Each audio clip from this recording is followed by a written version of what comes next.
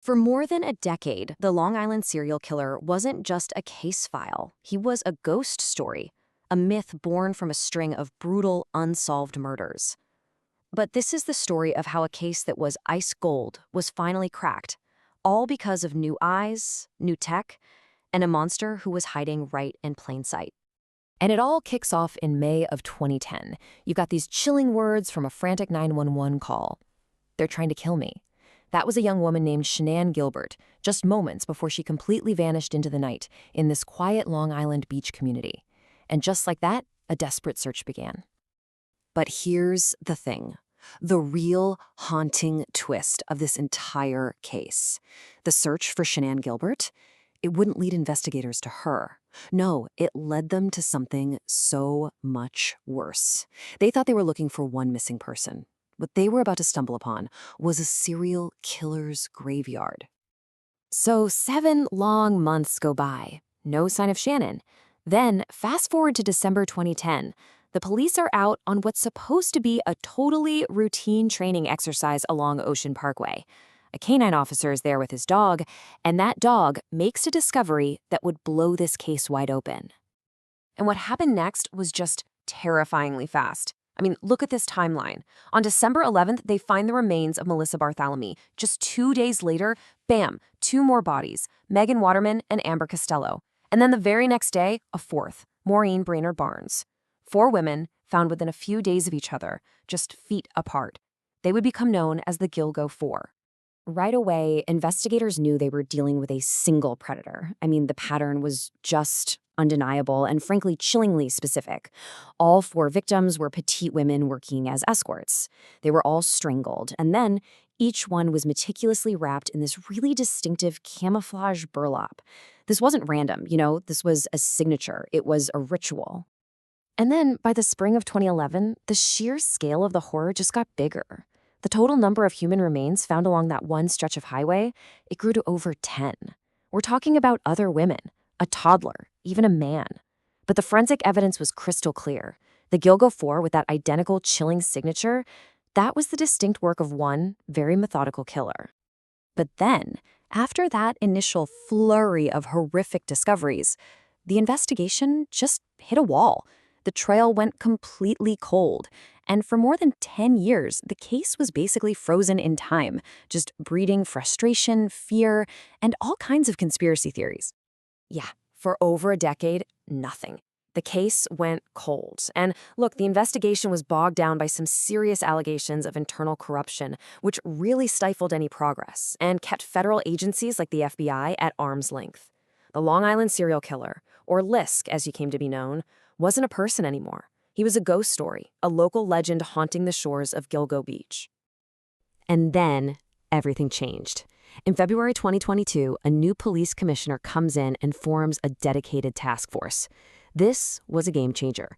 They brought together state police, local cops, and the FBI, all with one single mission. And their strategy? It was absolutely brilliant in its simplicity.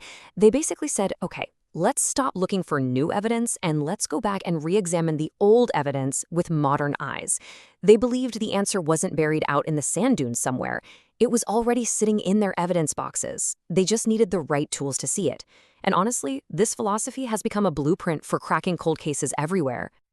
All right, so the first piece of old evidence they zeroed in on? The killer's burner phones. He had used them to contact his victims, sure, but he also did something particularly cruel. He used one of them to taunt the younger sister of Melissa Bartholomew after he had murdered her. Okay, so here's the big breakthrough. They took that old 2010 cell tower data, right, and they ran it through modern mapping software. Suddenly, a pattern that was totally invisible before just pops out. First, they mapped out this Midtown box, a specific area in Manhattan where the burner phones were turned on. Then they mapped a Massapequa box out on Long Island, where the phones were pinging from all the time. All of a sudden, the suspect pool of millions of people gets narrowed down to this incredibly specific profile, somebody who lives in Massapequa and commutes to work in Midtown Manhattan. At the exact same time, investigators are digging back through the old files, and one detail from a witness in Amber Costello's case just jumps off the page. The suspect was seen driving a first-generation Chevy Avalanche. It was another absolutely crucial piece of the puzzle, just sitting there, waiting, all along. So they took these two huge pieces of information and cross-referenced them. How many people owned a Chevy Avalanche and also lived inside that Massapequa box? They ran the search. The database came back with just one name, Rex Heuermann. For the first time in over a decade, the ghost had a name. But, a name isn't enough to get a conviction. They had a really strong circumstantial case, for sure, but they needed that one piece of irrefutable physical proof. They needed the killer's DNA to match evidence from the crime scene. And here's another piece of incredible police work. Back in 2010, investigators had found a male hair on the burlap that was used to wrap Megan Waterman, but it didn't have a root, which for the DNA tech at the time made it totally useless. But now, fast forward to 2023, there's a new technology called mitochondrial DNA testing that could actually get a profile from that exact same hair. All they needed was a fresh sample from their suspect to compare it to. So surveillance teams start tailing their suspect, this successful architect, Rex Heuermann. In January of 2023, they watch him. He walks out of his Manhattan office and he tosses a pizza box into a public garbage can.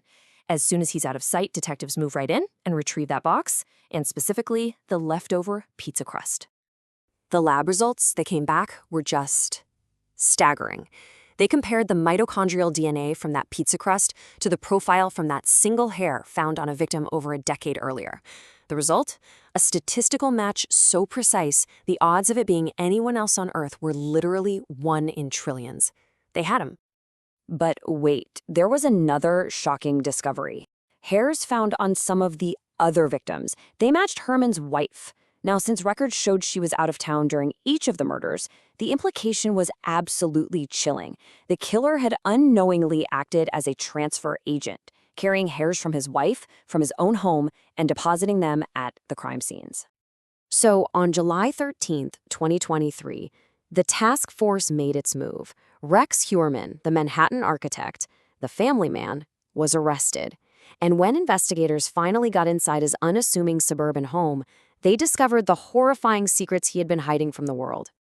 I mean, the search of his home in Massapequa revealed this terrifying secret life. They found an arsenal of over 200 firearms. They found a large, soundproof vault that he'd built into the basement.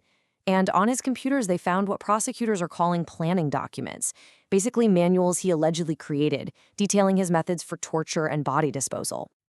And the case just continues to grow. He was initially charged with the murders of the Gilgo Four, right? But since then, prosecutors have used DNA and other evidence to indict him for the murders of 2 more women, Jessica Taylor and Sandra Castilla, officially expanding his alleged reign of terror. And that brings us pretty much up to today. As of early 2026, the case is moving out of the pre-trial hearing phase, where the defense has been fighting to keep some of that really disturbing digital evidence out of court. The stage is now being set for what's going to be one of the most watched trials in recent history. And this really leaves us with the final unsettling question, doesn't it? The investigation uncovered a man who apparently lived this meticulously compartmentalized life of just unimaginable darkness. So as his trial finally gets underway, you have to wonder, what other secrets and maybe what other victims might still be buried in the architect's basement?